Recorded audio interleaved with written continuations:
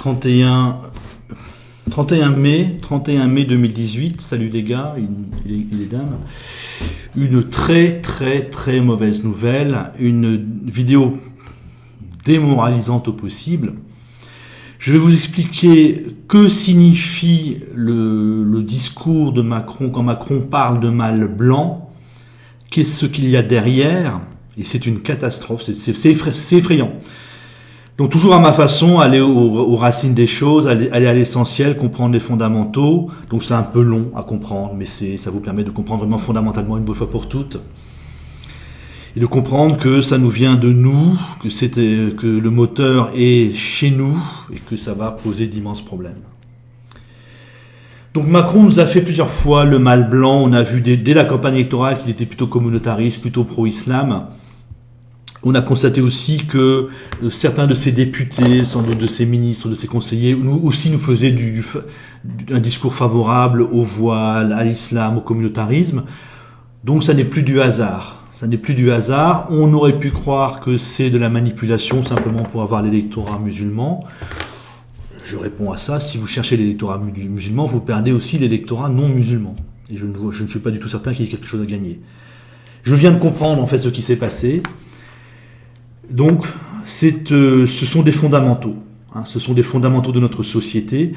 Je vous donne le résumé. En gros, ce qui se passe, pourquoi est-ce qu'on a Macron et son camp de centristes qui nous parlent qui sont favorables au voile, au communautarisme, à l'immigration, à l'islam, qui passent maintenant quasiment au racisme anti-blanc, qui vont y passer, c'est parce que les centristes ont maintenant abandonné le catholicisme. Voilà, c'est ça le fondamental.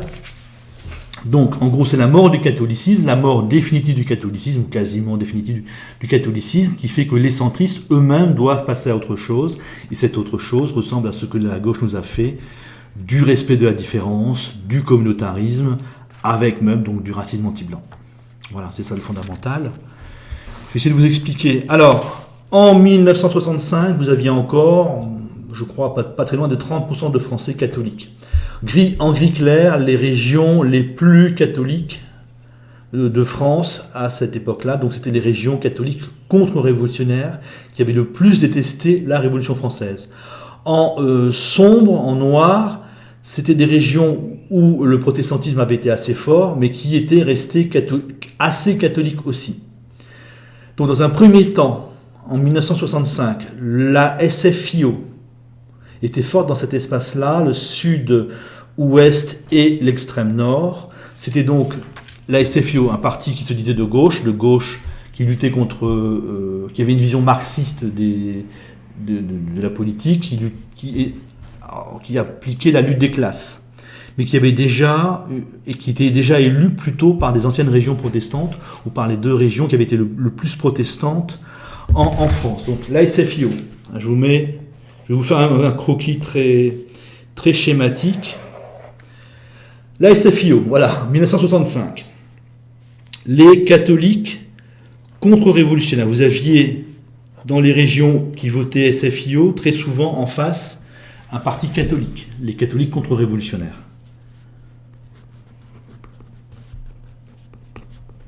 Pardon, je suis occupé à noter. Donc, 1965, vous avez la SFIO et un grand parti catholique contre-révolutionnaire. Et à partir de 1965, commence l'effondrement du catholicisme. Alors, vous avez de moins en moins de catholiques. Tous les 5 ans, vous avez un peu moins de catholiques. Je les enlève. Qui, pour beaucoup, rejoignent la SFIO. Les catholiques, les enfants donc des catholiques qui ne sont plus catholiques, rejoignent la SFIO. Au bout d'un moment, vous avez la SFIO, donc le Parti socialiste, plus des ex-catholiques.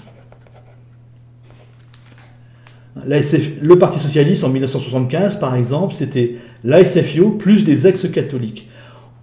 Et plus le catholicisme s'affaiblissait, plus les ex-catholiques étaient nombreux au Parti socialiste, donc liés à la SFIO. Au bout d'un moment, vers sans doute 83, les ex-catholiques sont devenus dominants, sont devenus les plus forts dans le Parti socialiste et ont imposé leurs valeurs.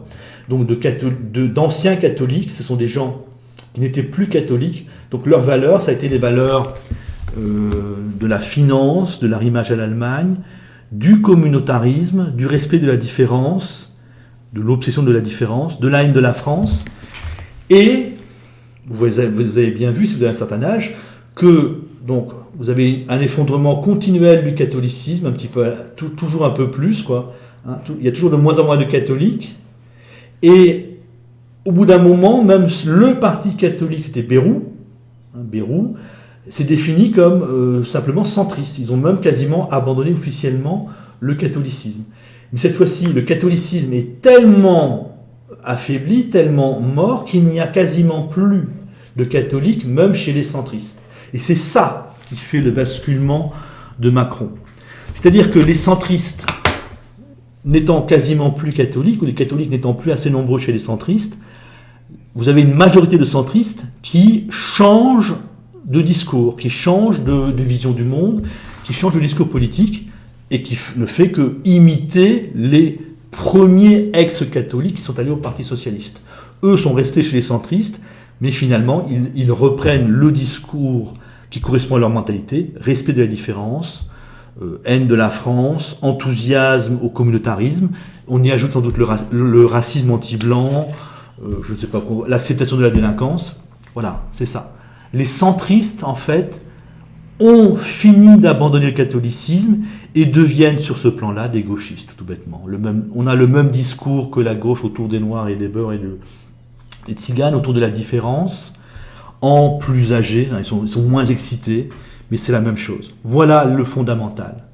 Et c'est dramatique parce que cette fois-ci, vous n'avez pas la gauche qui est en affaiblissement, la gauche qui porte ces valeurs-là qui est en affaiblissement, et donc ces valeurs-là qui vont donc de racisme anti-blanc, de féminisme de haine, de communautarisme, d'acceptation de la délinquance qui vont baisser sans arrêt. Non. Maintenant, contrairement à ce que j'avais dit dans les autres vidéos, au contraire, elles vont se renforcer considérablement, puisque maintenant, même les centristes adoptent les valeurs de la gauche. Et ça n'est pas un calcul, c'est leur mentalité fondamentale. C'est ça le truc, c'est leur mentalité fondamentale, ce n'est pas un calcul, donc c'est extrêmement fort, extrêmement puissant. Cette fois-ci, la gauche et les centristes défendent les valeurs communautaristes, pro-islam, immigrationnistes, racistes anti-blancs, pro-délinquance, probablement. C'est 10%, les centristes c'est 10% de l'électorat normalement, si on pense au Parti Socialiste qui faisait 25% avant, les centristes c'est 10% de l'électorat, mais des électorats qui a de l'argent, donc ils sont plus puissants que ces 10%, donc c'est quelque chose de terrifiant. Sur un plan territorial, donc normalement le Parti Socialiste initial était fort dans les régions en noir, et les régions catholiques ce sont les régions en gris. Donc dans toutes les régions en noir et en gris, vous avez les classes moyennes qui sont maintenant toutes, en très très grande majorité, favorables au communautarisme, favorables au racisme anti-blanc, favorables donc à toutes les valeurs de gauche dans ce domaine-là. Vous voyez ça, tous les catholiques, les régions catholiques, y passent maintenant officiellement. Donc ça augmente énormément la pression de ce que nous appelons le politiquement correct de gauche en tout cas. Donc en Angleterre, on en est à autoriser les viols sur les filles des ouvriers, au nom du respect de la différence, au nom de on ne critique pas les musulmans. Eh bien cette pression-là en France va énormément augmenter et il est assez possible que ça va être étouffant à nouveau, probablement. Et là, on doit maintenant s'inquiéter, ça va être terrifiant. Maintenant, on revoit le cauchemar d'avoir ce scénario qu'on a au Royaume-Uni, ou en Angleterre et au Pays de Galles, donc des viols de petites filles, d'ouvriers, dans le silence le plus total de tout le monde, de tous les bobos. Donc on peut y aller. Dans 15 ans, on peut avoir cela en France. Voilà le fondamental. Vous voyez, comprendre les choses aux fondamentaux, ça permet de voir d'où ça vient. Alors ça va être terrifiant, c'est une nouvelle puissance qui se met en marche, un nouveau cauchemar qui se met en marche. Cette fois-ci c'est pire que les 25% du Parti Socialiste de Hollande qui nous imposaient leurs valeurs, c'est les 25% du Parti Socialiste de Hollande, plus les 10% de l'extrême gauche, plus les 10% du centre. Donc c'est une catastrophe pour ceux qui ne veulent pas de cela. c'est vraiment une catastrophe. Vous allez voir, ça va monter en puissance. On va mettre du temps pour comprendre que ce n'est pas de la manipulation, que ce n'est pas une tactique de Macron. Non, il est porté par les centristes. Alors, je vous ai dit, ça va être effrayant, hein, un nouveau politiquement correct de gauche renforcé, sérieusement renforcé. Alors, le côté positif, c'est qu'on va savoir qui est l'ennemi. Le clivage français va devenir absolu. Hein, on aura deux camps, hein, les partisans d'autoriser les beurs et les gens, les blancs venus d'un pays d'islam, directement ou indirectement, les noirs, les tziganes, qui auront le droit de tabasser, violer les gens, hein, les blancs, les ouvriers, les employés blancs de leur région. Parce qu'on est déjà parti vers cela, ça se confirme, ça va s'officialiser quasiment. Dans les régions où il y a pas mal de noirs, de beurs, de tziganes, les ouvriers, les employés blancs seront des sous-hommes. Vous serez des sous-hommes littéralement. Donc vous voyez, le clivage français devient parfait. Cette fois-ci, c'est les régions de passé protestants plus les régions de catholiques contre-révolutionnaires, unies, cette fois-ci totalement unies, hein, contre les régions en blanc. Alors vous aurez ceux qui ont de l'argent dans les régions en blanc, c'est les régions révolutionnaires de 1789, en gros, hein, celles qui l'ont le plus porté. Donc ceux qui ont de l'argent dans ces régions-là vont avoir tendance à accepter les valeurs des Girondins, les valeurs des classes moyennes ex-catholiques, des centristes et de la gauche, et les Français pauvres de ces régions-là, ou alors les Français pauvres qui vivront avec des Noirs et des Beurs, vont avoir tendance à refuser les valeurs des classes moyennes girondines, et vont voter comme les ouvriers et les employés de ces régions-là. Donc c'était déjà en germe, hein, ça a voté Front National. Là où c'est blanc, ça a pas mal voté Front National. Et dans l'Ouest, là, ça a beaucoup voté Hollande, Mélenchon, Macron. Et donc c'est renforcé chez les classes moyennes de toutes ces régions girondines de l'Ouest. Hein, les classes moyennes, les 25% les plus riches, moins les riches. Donc d'un côté, hein, les deux clivages, le clivage absolu. Les ouvriers, les employés, les classes populaires du bassin parisien qui défendent l'égalité et la liberté, qui n'ont pas peur des riches, qui n'ont pas peur des bobos. Et dans les autres régions, donc les classes moyennes, les bobos de ces régions-là, qui vont imposer l'arrimage à l'Allemagne, la finance, l'immigration de masse, le communautarisme, le racisme anti-français, le racisme anti-blanc, parce que les Noirs qui se sentent français vont en prendre plein la figure aussi, Noirs et Beurs qui se sentent français vont se faire massacrer aussi, politiquement.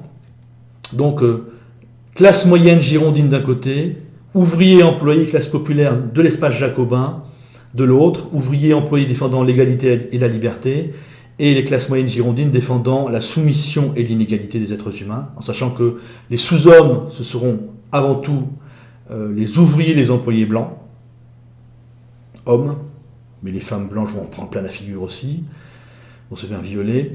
Voilà, le clivage au moins va être absolu, ça pourrait nous rassurer. Nous allons tous savoir dans quel camp nous sommes, le camp de la France, le camp du patriotisme, le camp de l'égalité et de la liberté, le camp anti-islam, anti-immigration, le camp du plein emploi, de l'école de qualité. Enfin, c'est vraiment terrifiant. Et le seul avantage que je vois pour le moment, donc c'est cette cohérence parfaite. Chacun va comprendre où il est, chacun va choisir son camp, hein, et ça va être extraordinairement clair.